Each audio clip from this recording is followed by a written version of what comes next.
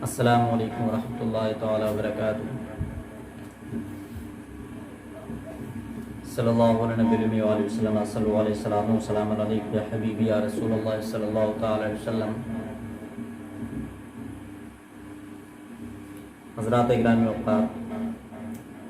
میں قربانی کے تعلق سے چند ضروری باتیں لے کر کے حاضر ہوا۔ قربانی یہ ایک مالی عبادت ہے جو کہ غنی پر واجب ہے۔ اللہ کے لیے ثواب کی نیت سے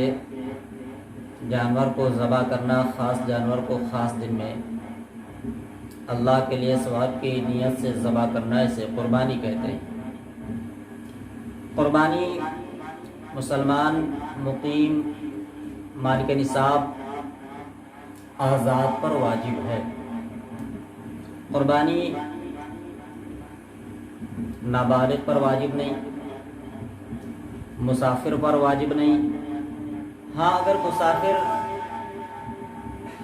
نفلی طور پر قربانی کرنا چاہے تو کر سکتا ہے، وہ ثواب پائے گا، لیکن واجب کے طور پر مسافر قربانی نہیں کر سکتا۔ جس طرح مرد کے اوپر قربانی واجب ہے، مالک نصاب ہے، اس کے اوپر واجب ہے، اسی طرح اگر عورت بھی مالک نصاب ہے اس پر بھی قربانی واجب ہے۔ اب کوئی مالک نصاب نہیں ہے اور وہ ان ایام نحر کے اندر اگر وہ مالک نصاب ہو جاتا ہے، ایام نحر کہتے ہیں ان 3 دنوں کو، 10 ذوالحجہ، 11 اور 12، ان 3 ایام کو، ان 3 تاریخوں کو ایام نحر کہتے ہیں۔ اگر وہ ان 3 دنوں میں کوئی مالک نصاب ہو جاتا، پہلے سے مالک نصاب نہیں تھا لیکن ان 3 دنوں میں اگر وہ مالک نصاب ہو گیا تو اس پر قربانی واجب ہے۔ یہ 10 ذوالحجہ کو صبح صادق سے لے کر کے 11 اور 12 کو سورج ڈوبتے سمے، جیسے سورج ڈوبتا ہے، غروب آفتاب ہوتا ہے، قربانی کا سمے، قربانی کا ٹائم ختم ہو جاتا ہے۔ اب آئیے یہاں پر قربانی کے تعلق سے ایک نصاب ہوتا ہے زکوٰۃ کا، تو نصاب کے تعلق سے یہاں پر 2 باتوں کا خیال رکھنا ضروری ہے۔ ایک نصاب ہوتا ہے زکوٰۃ کا، جیسے کہ 7.5 تولہ سونا یا 52.5 تولہ چاندی۔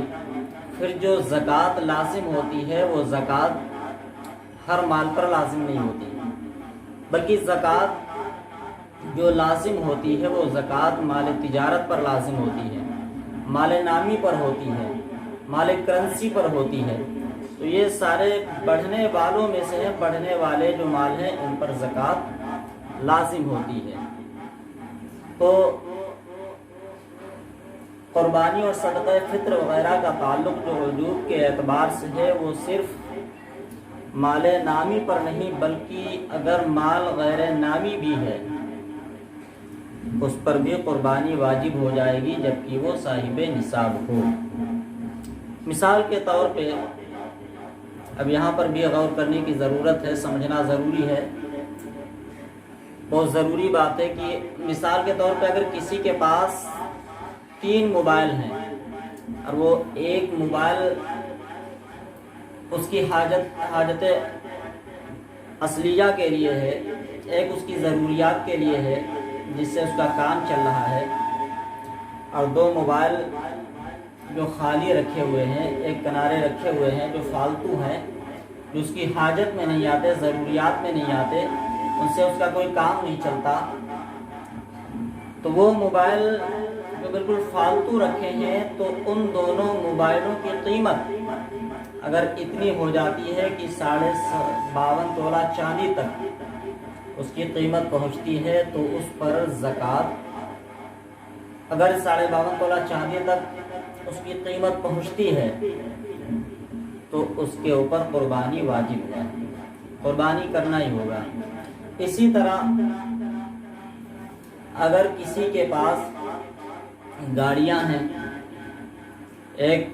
گاڑی اس کے پاس ہے جو اس کی ضروریات کے لیے ہے، اس کی حاجت کے لیے ہے، اس کا کام اس سے چل رہا ہے، اور دوسری گاڑی اس کے پاس خالی کھڑی ہوئی ہے، فالتو ہے، جس سے اس کی ضروریاتیں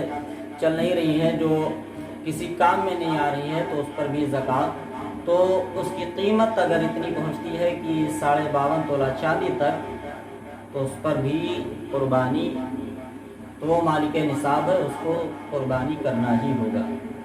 اسی طرح اگر کسی کے پاس وہ جہیز کا سامان جو اس کو جہیز میں ملا